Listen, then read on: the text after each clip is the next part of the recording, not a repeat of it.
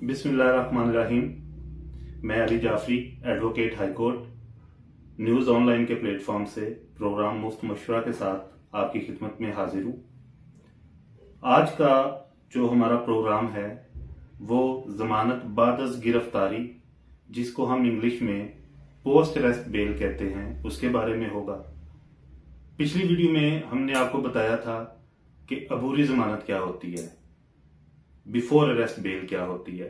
आज हम post arrest bell पे बात करेंगे।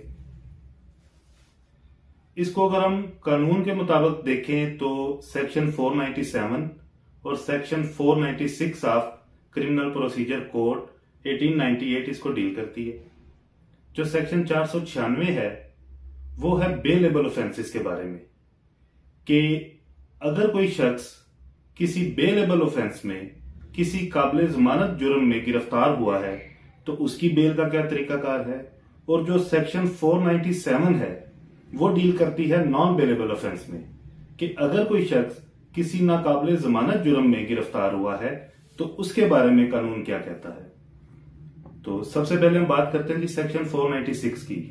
अगर किसी शख्स के खिलाफ कोई मुकदमा दर्ज होता है जो कि मामूली नौयत का है, काबिल जमानत जुर्म है वो, उसमें आप जमानत को बतौर हक मांग सकते हैं। पुलिस आपको पेश करेगी मैजिस्ट्रेट के सामने और आपका जो कौंसल है, जो आपका वकील है, वो उस पे एक मामूली सी बहस करेगा कि ये नॉन बेलेबल ऑफेंस है या बेलेबल ऑफेंस है। बेलेबल ऑफेंस की बात कर रहे हैं तो वो उसके बारे में बताएंगे, और जो जज साहब हैं, जो मैजिस्ट्रेट होगा, वो आपकी जमानत ले लेगा। यहां पे अगर इंतहाई मामूली नौयत का कोई मामला हो तो जो मैजिस्ट्रेट साहब हैं वो आपको उससे डिस्चार्ज भी कर सकते हैं मुकदमे से।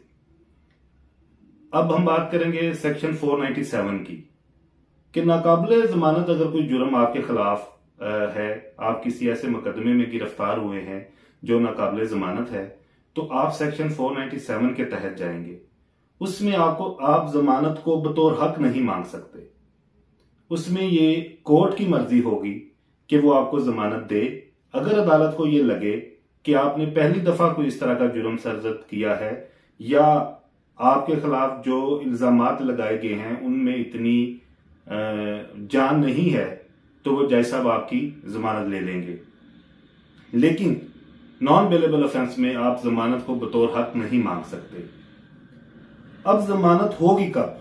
जब आपको मैजिस्ट्रेट साहब के सामने पेश किया जाता है तो सबसे पहले पुलिस आपका रिमांड लेगी। वो रिमांड मैक्सिमम 14 दिन का हो सकता है। अगर उसके दौरान ही पुलिस समझे कि उन्होंने अपनी तफ्तीश मुकम्मल कर ली है तो वो लिख के ले जाते हैं कि जी हमारा रिमांड मुकम्मल हो गया, इसको जुडिशियल किया जाए, यानी कि इसको जेल में भेजा जाए। जब आप जुडिशियल रिमांड पे जेल चले जाते हैं तब जमानत दायर होगी। उसके बाद फॉर्म क्या है जमानत का, यानी आप किसी नॉन बेलेबल ऑफेंस में गिरफ्तार हुए हैं तो उसका फॉर्म क्या है, आप कहां पे जमानत दायर करेंगे। अगर तो आप किसी ऐसे जुर्म में गिरफ्तार हुए हैं जिसकी सजा 7 साल या 7 साल से कम है, तो उसका फॉर्म होगा मैजिस्ट्रेट दफा 30 का, जिसको मैजिस्ट्रेट दर्जावल भी कह लें आप सादा जुबान में, जो कचहरी में बैठता है, उसके पास आप जमानत रखेंगे। अगर आप किसी ऐसे जुर्म में गिरफ्तार हुए हैं जिसकी सजा 7 साल से ज्यादा है, तो फिर आप उसकी जो जमानत है वो कोर्ट ऑफ सेशन में, यानी सेशन जज साहब की कोर्ट में रखेंगे, और वो जमानत सेशन जज खुद भी सुन सकता है या वो आगे किसी एडिशनल सेशन जज को मार्क कर देगा, वो आपकी जमानत सुनेगा। यहां पे मैं एक और बात करना चाहूंगा कि बच्चे, बूढ़े, बीमार या ज़ईफ लोग जो हैं उनके लिए क्या कानून में कोई रियायत है।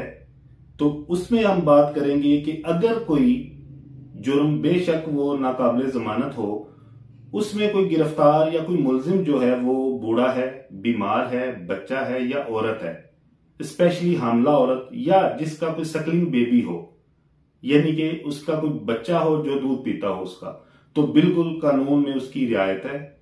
नॉन बेलेबल ऑफेंस में भी जो अदालत है वो ये कंडीशंस देखते हुए कि वो नाबालिग है, कोई बच्चा है या बूढ़ा है या औरत है या कोई ज़ईफ बीमार शख्स है, तो अदालत उसकी जमानत ले लेगी।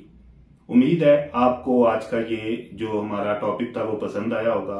मेरे काफी दोस्तों को तो इसके बारे में पता होगा, लेकिन मैंने तकरीबन हर वीडियो में ही ये कहता हूं कि मेरी ये वीडियोस खास तौर पर उन दोस्तों के लिए है जिनका थाना या कचहरी से कभी कोई वास्ता नहीं पड़ा, ताकि उनको मालूम हो अगर उनके खिलाफ कोई मुकदमा दर्ज होता है तो उन्होंने क्या करना है उस मुकदमा में अपनी बेल करवाने के लिए, या उस मुकदमा का ट्रायल कैसे चलेगा उनका। तो अगर आपको मेरी वीडियो पसंद आई हो तो प्लीज हमारे चैनल को सब्सक्राइब करें, और इंशाल्लाह मैं न्यूज ऑनलाइन के प्लेटफॉर्म से आपकी खिदमत में अच्छी और इंफॉर्मेटिव वीडियो लेके हाजिर होता रहूंगा। अपने दोस्त अली जाफरी एडवोकेट को इजाजत दीजिए। खुदा हाफिज।